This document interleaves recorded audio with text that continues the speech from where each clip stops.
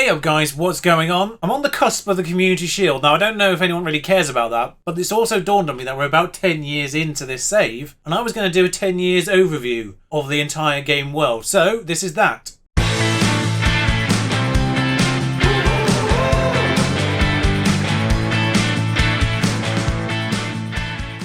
Just in regards to the Community Shield, which is against Tottenham, of course, because they won the Premier League somehow. Yeah, I'm not really sure what I'm going to do with the Community Shield. Probably just stick the goals in tomorrow's episode after I've done all the transfer news and what have you. But 10 years in this save, of course, 10 years into the future, things may have changed overall, in general. Premier League is still irritatingly as you'd expect, to be honest. Of course, that was last year's Premier League. West Ham went down. That was probably the biggest thing of all. But you look at the teams in there still. West Brom, obviously, up and down of late. Sheffield United already up here. Cardiff, up and down. Frequent flyers of the Premier League at this point. Norwich, I think Norwich has survived all 10 years, actually. Oh, tell a lie, they went down once. But the Premier League's pretty much as you would expect. Championship, Barnsley got themselves promoted, actually, by the way. Obviously, our now junior affiliate, Barnsley.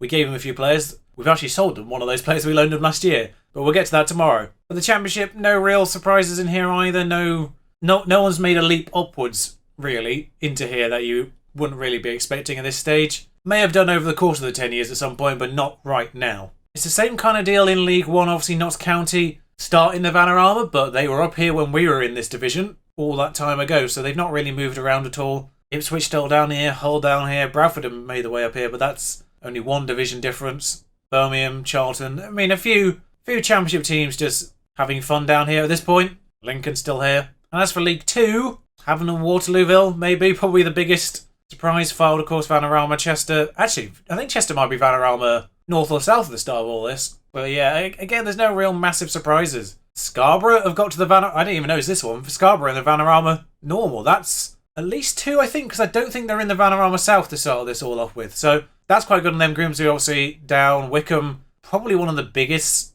drops in terms of English football. Obviously at the top-ish of League One in real life. They've fallen twice. Newport being relegated at some point. North and South are no longer loaded in my save, but there are two teams that I am aware of just by looking at the reputation list. One of which is Carlisle, who sit in the Vanarama League North. Now they've been relegated. They were actually relegated, I'm pretty certain, the year that we got promoted from League 2.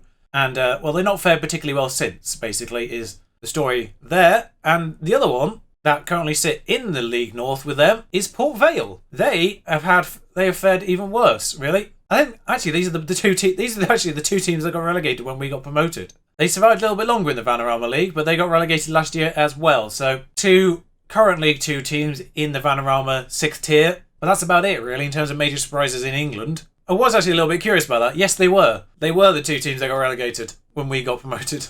Weird that. Oh, I was about to say there's been no major surprises in France, but there is now. Shout out to Troyes, by the way. Right then. I feel like there's a major one missing here, but I think it might be just because it's Lille's written as LOSC on here. It always throws me off on that one. But Monaco ran away with it. I say ran away with it, but the French deadlock has been broken by Monaco a decade on from the last time they won it, pretty much. Just over. So, actual change in League 1. League 1. I'm sort of doing these in the order that we're expecting the least amount of change, essentially. Speaking of, it's been Barcelona and Madrid every single year, except what happened last year? What? Atletico Madrid ran away with it last year, pretty much. 6 points clear, only 2 losses. Bilbao and Gijon in the Europa League, Sevilla here. Why is Valencia were 4th? Sebastian missed out. Oh, Sociedad missed out. Betis missed out. Villarreal relegated. So Europe was all changed last year. AC Milan put their semi-final disappointment against us in the Europa League to one side to win the title in Serie A. Last year, they won it once before, sandwiched between 4 Inter wins. Juventus have all the other ones, so it's not really massive amount of change in Italy. Last year looks a little bit like this. Cagliari pumping up a little bit. That's good work from them. Napoli in 7th. I feel like there's a major team missing in that top 7 because Cagliari is not normally one of them. Fiorentina maybe. I'm not sure. Atalanta usually do quite well. Yeah, there's no real surprises in Serie B. So anyway, Milan, Juventus, Inter, Lazio, Roma, Napoli, all there of course. So Cagliari just breaking the mold a little bit. Germany I argue is the most volatile of all the European divisions. It can be just a complete random lottery almost, as you saw with the Hertha Berlin situation in those videos recently. I feel like the Bundesliga is probably one of the easiest ones to actually just build a team and crack that topic because of the prize money in general, and just because you never know any given year which big teams aren't going to perform. Like I said, you saw in the Hertha Berlin thing, the first year Bayern Munich didn't perform particularly well, and the second year they did. So yeah, it's just completely random on that front. But Bayern have won most of these divisions. Bayern Leverkusen got 2 of them, and Dortmund just the once. No Leipzig on that list, which is a little bit interesting. Are they not faring particularly well? Right, season preview wise, 7th. But last year was those top 3 with Schalke, Wolfsburg, and Hertha Berlin all there. Hanover in the top division and stuck in the top division. Seemingly, so that's good. Bochum have made their way up here. Some big games missing. Werder Bremen's not in the top division. Oh, I think they might be this year, actually. They just got re-promoted. Along with one of our former, well, as he said clubs, but one of our former feeder clubs. We've had a couple of players from them over the years. Obviously, we saw the Europa League past winners when we, won it. So, spoilers. But yeah, it was Chelsea, Bayern Munich, Man United, Tottenham, Barcelona, Milan, Inter, Arsenal, Inter again, and then us. Some big teams in there, teams that you kind of expect to do pretty well in the Champions League, let's be honest. So, no sort of Sevillas or Valencias, that kind of, the ones you kind of expect to end up in third in groups of the Champions League at best and drop down. For the most part, it's been major clubs that have presumably found themselves in third in the Champions League and have dropped down. That probably shouldn't have been third, but never mind. The Champions League, on the other hand, was Man United. Now, I'm actually going to bring you... Good God, I just noticed the English domination of that. I think the first match I'm actually going to show you for York as a whole is going to be the Super Cup against Man United. I know it's Man United again, but the first match of the season is against Cardiff again, and that's happened far too many times for my liking in this series so far. So we're going to do the Super Cup because I think that's... The Community Shield is basically a nothing thing to me, if I'm honest. Super Cup, a little bit more. I don't know why. I like it a little bit more. And considering we beat them in the FA Cup, we should be beating them in that as well. Dear Lord. 1920 was City, Liverpool twice, Madrid, Liverpool again. Hang on. 1, 2, 3, 4, 5. Liverpool have won it 5 out of the last 10 times. And only one non-English winner in Atletico Madrid. Patrick Vieira is the manager of that now.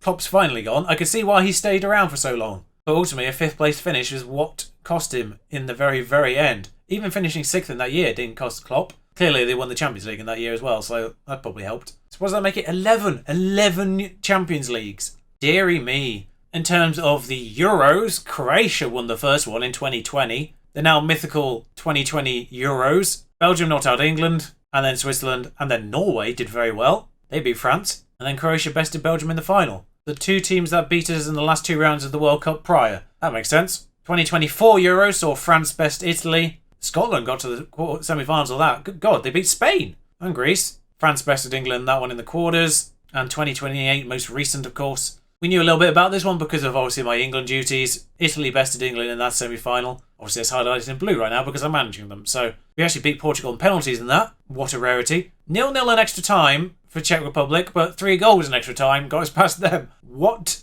No real massive surprises, especially in the second round stuff. No. There's probably been a few big teams that have not made it out of groups that one, but I'm not going to go into too much detail now. Of course, the World Cup is next year. We'll do that live with you guys. I think we may have had a quick look at this in regards to England. We kind of knew about England's poor performances in the first 2 tournaments because that's obviously when Chris Wilder took over. But Mexico knocked us out in this one, who were then knocked out by Cameroon, who were then knocked out by France, and who were then beaten by Portugal. So not a great run for the teams that consecutively beat each other in this one. So there we are. Portugal bested Switzerland, Brazil, and gotta say, apart from Brazil, you can't expect them to beat Switzerland and Algeria. So getting to the semis was fairly much of a doddle for Portugal, although they did Portugal the way through it a little bit. 1-0, 1-0. Argentina, Italy, a massive second round one there. I do quite like looking at the groups, particularly in the first World Cups, because the Qatar one in particular always throws up some weird things, like Belgium not getting out of their group. In fact, Belgium being bottom of their group. Wales had a fairly tough one, so that's not that surprising. Holland finished 3rd in their group behind Turkey, and Argentina is quite surprising. England actually beat Brazil in the group stages and then lost to Mexico, because of course they did. Worth noting, that would have been Wales if they managed to beat Tunisia rather than draw with them. Obviously, the following one is when the groups go a bit funky and there's only 3 in a group. So, England got to that final. We knew about that. They were bested by France there. France, current holders of both the World Cup and the Euros, so you can see why they're number 1 in the world. But England beat Italy 6-1 in that one. Now our result against Italy seems slightly less bizarre. Scotland 4-1 as well. Holland 3-2 extra time. Venezuela was the second round opponent there. God, so many teams now obviously get to group knockouts in this part. Just trying to see Greece beat Belgium. That's quite good. They beat Wales as well, so that's good on Greece's part. They've got a few decent players of Greece. Obviously, Lentas is one of them, who's no longer with us. He's not dead, he's just a Roma. But you already knew about that transfer because I mentioned it in an episode already. So that's not spoilers for my transfer.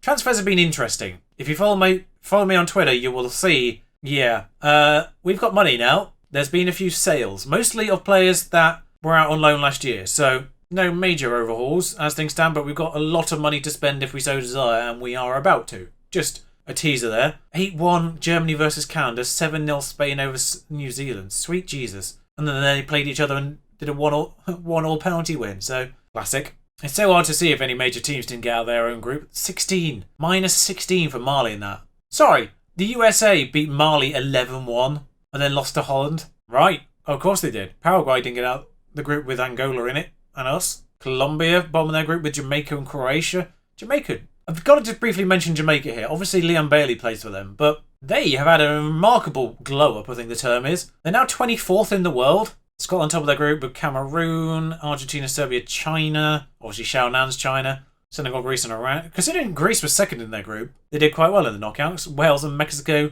Tunisia. Am I going crazy, or were those three in the same group in the previous World Cup? They were indeed, just without Croatia this time. Like, genuinely, if someone could do the math on this, what were the chances of this happening? Ukraine didn't get out of their group. Curacao got into the World Cup. That's sensational work. DR Congo, South Korea didn't get out of their group with New Zealand in it. No real massive surprises though. One thing I like to do at this point with 10 years in the game is look at the leading transfers. And one of them is this year. In fact, it's the big one from Bilbao to Man United of Roberto Akatexi. I'm going to presume that's meant to be pronounced there. Only one player no longer in the game, that's Harry Kane, who did not go into any form of management after he retired at 35 this past year, I think. So everyone else still around. Obviously, this transfer window isn't over, so there might be one or two more on here by the end of this transfer window. Just saying. I'm going to say no more than that, if I'm honest. So the big actual massive surprising one is Jovic from Madrid to City for 164 million. Mostly because he's now at Milan and worth 45. And this was his history after being bought by Man City for 164 million. In fairness, average rating-wise, he did very well when he did actually play, but he didn't really play. They loaned him to Arsenal twice in a row, which shows A, the disrespect to Arsenal and to Jovic. But they kept re-signing new contracts with him clearly because they just kept sending him out on loan to various places, and eventually he left on free to Milan where he was loaned last time out. But we knew about that one because I was eyeing it. If I was honest, I was eyeing that one despite the wages he probably would have wanted. I was eyeing it. Martial, I've just noticed 142 million from Inter to PSG. Not from Man United, from Inter to PSG.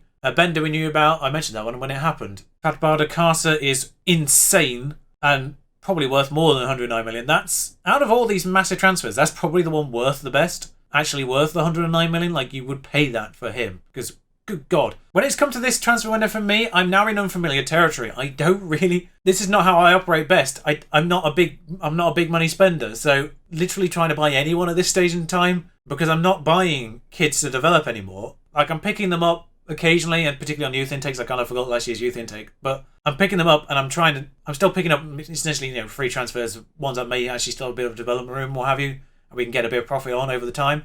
But for players that are going to go into our actual, 25-man squad, we're entering big money territory now, considering this point of the save. And it's just, even if I'm like, oh, he's probably worth it, I'm still hesitating spending it, despite the money we've got in the bank at the moment. But Tipple's on this list, Vinicius Junior, Rodrigo, but it's the usual suspects on the receiving list, pretty much all the big English clubs, and then Madrid and Barcelona. No, Barcelona are only on the interims. PSG, of course. In fact, it is actually exclusively, entirely, English sides, Real Madrid, and PSG on the incoming. I feel this might be one of the best ways to have a quick look at particularly the English managers, because it's always fun to see who's here. Just sorting them by youngest first kind of gives you the ones that have recently retired or what have you. And there's one big one already I noticed at Rochdale, and that's Rudiger. Like, you may recognise some of these names, they may be from lower league clubs that I've not immediately gone, oh yeah, obviously. But I recognise Jack Robinson. But other than that, Rudiger's a massive one there. Henry Lansbury's managing Swindon. Obviously, we know about the trials of Sonia Luco, who's actually at Sunderland now. Did we know that? I think we may have known that. That's it for English managers, though. That's quite... Oh, Ashley Westwood. Burnley's Ashley Westwood's at Northampton. That's it. Quite surprisingly, that is it. Finn Bogerson's managing Nice. Sylvain Marveau is managing Le Mans. I quite like that, actually. Former Newcastle player, of course. That's why I know the name. Mandzukic is manager of Frankfurt. That's it for Germany, pretty much. Kevin De Bruyne is managing Genoa. There we are. I knew there was going to be one somewhere. Yeah, of course. Insigne is a Arezzo manager as well. Okay, this wasn't the best idea for Spain because apparently everyone there is a young manager. Although I do notice Marc Bartra at Bilbao. Obviously a Betis in real life at the start of the game. And I think he may have actually spent his entire career, the remainder of his career there. Except for Krasnodar. He doesn't actually have an end point, weirdly, on his Betis time. But it looks like he spent the best part of a decade there, and then decided to manage Bilbao. David Luiz, Getafe manager. That appears to be that, though. And because people always ask Messi didn't do anything after he retired, missed this one. Missed this one because he's managing in the Belgian second division. He's also terrible. Virgil van Dijk also didn't do anything after he retired. Virgil, I find, always ends up being sort of an under-23s manager somewhere, or something like that. Never actually becomes an actual manager, or he always ends up working with youth players, I find, but he's not actually done anything on this one. Same with Neymar, he didn't do anything after he retired this time either. So sadly, there's no sort of Neymar versus Messi in Cardiff situation like there was in our one club per city experiment. But yeah, that's 10 years in, basically, on this game. If there's anything else you want me to have a look at, let me know in the comments below. I'll probably mention it in an actual video for York at some point over the next week or so. So if there's anything you want to know, let me know. Until then, until tomorrow's transfer business, ta-ra.